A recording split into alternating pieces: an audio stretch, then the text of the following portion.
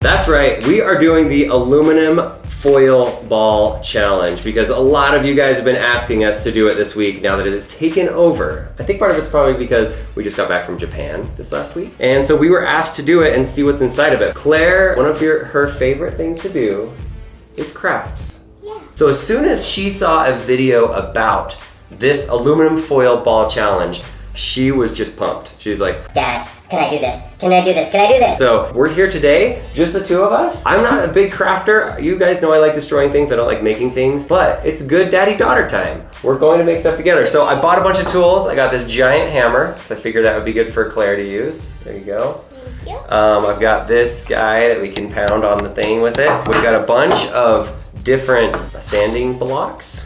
And then also a Dremel kit that is for polishing metal. I think this is like the perfect thing. It'll make it fast. We don't have to sit there and rub it the whole time. So if you want to make this at home, these are some of the things that you need. So let's get into it. Step one, form a ball out of this stuff, right? Kind of. Do we like break it or do we just start pulling it out and doing it?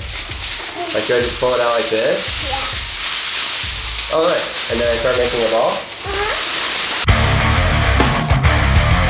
Even from the beginning, if you can make it as even as possible, it'll help you so much in the long run, according to some videos we've seen. I'm gonna keep going.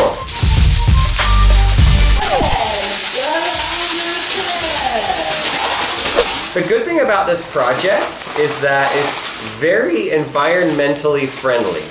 You can recycle aluminum or sell it, just like an aluminum can. Oh, this rubber mallet, really good for the beginning to just get some of these bumps. It does look kind of bumpy. I can't believe people think of this stuff. I love it though. That little hammer, you can use that I guess. Problem is, you're making like big indentions. Look how mine are kind of like, you want it to be kind of round.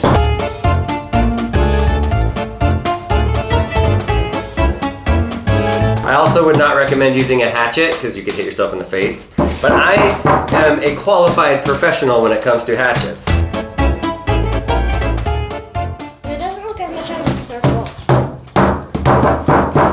Gotta make it a circle, don't smash it. You gotta make it evenly around. It's not working very well for me. Might have been when you set it up, because when you set it up, you kind of want it to be in a ball shape before you start even squishing it together. We're crafting, it's so fun. Crafting with Claire, that's what we should do. We should have a segment, it's crafting with Claire. What kind of crafts would you do other than this? Line. And how to make a Hatchimal egg. You guys want to see how to make a paper mache Hatchimal egg? Let us know. Maybe Claire can make that happen. Oh, this is hard. Look at that. How's that coming? Not great. There's like a hole in it right there. So Claire's is more like a marshmallow square. Mine's looking like a circle, but this is what we've got so far. They're pretty dense. They're pretty small. You can't make it any smaller.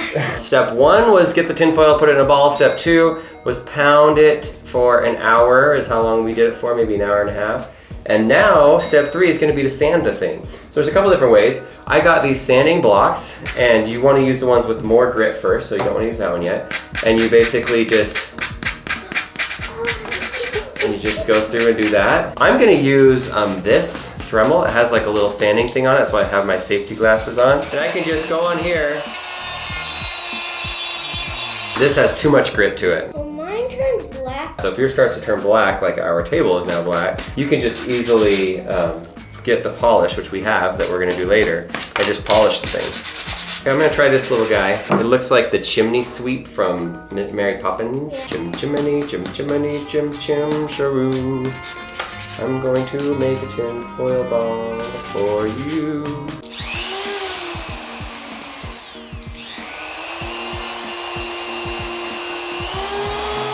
This might be a while.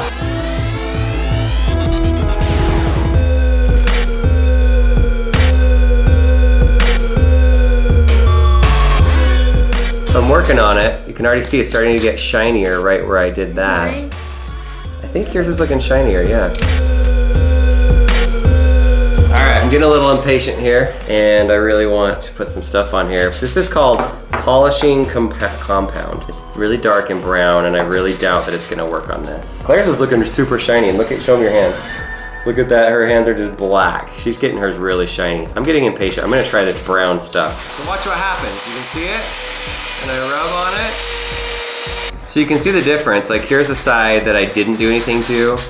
There's the polished, somewhat polished side. Tomorrow for sure. So here's where we're at. It's been, obviously we just changed our clothes. It's been a couple of days. We worked on this until late in the night and then we left and now we were back a couple days later. This is not an easy craft to do. It's fun, but explain what's going on with your ball, Claire. I've been sanding it. It's turning more sparkly, but now there's a big crack in it and holes and I can't get them to go away. Can you see the giant crack that goes down it? Look at that, just right down the middle there. If I squeeze it, it kind of opens up a little bit. It's tricky when you first build the thing. It's super important that you don't just like make a ball and put it in there. You need to like wrap it around each other over and over and over, like different ways, really carefully, maybe one sheet at a time or one giant sheet, and you just like roll it and roll it properly. That would probably be a good tip. Mine is more dense. It's really, really hard. You saw that I've used this for quite a while. And some polish. Okay, we're gonna go buy some actual polish for this. Some legit polish, not this weird polishing cream. Mag and aluminum polish. This is the stuff we got. It says protects for all metals. So I think we're gonna take this thing, try to clean off the ball, and hopefully it helps it a bit.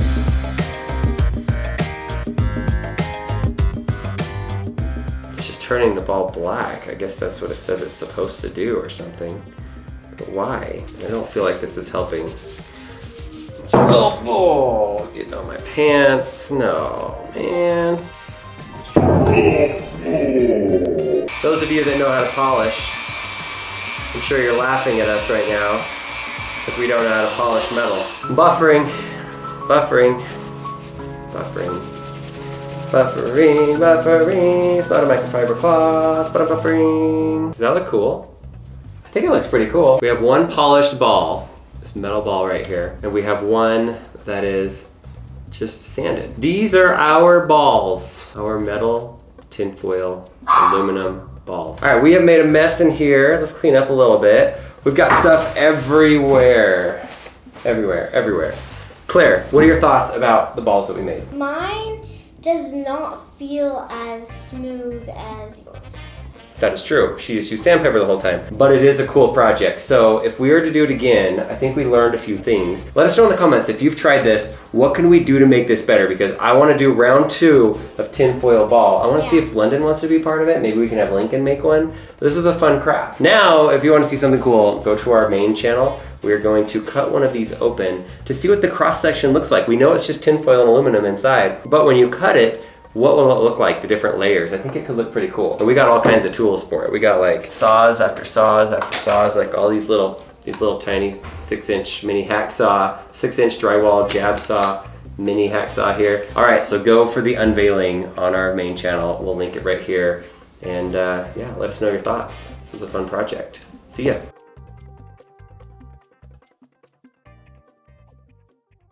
Cause I'm so shiny like aluminum tinfoil ball.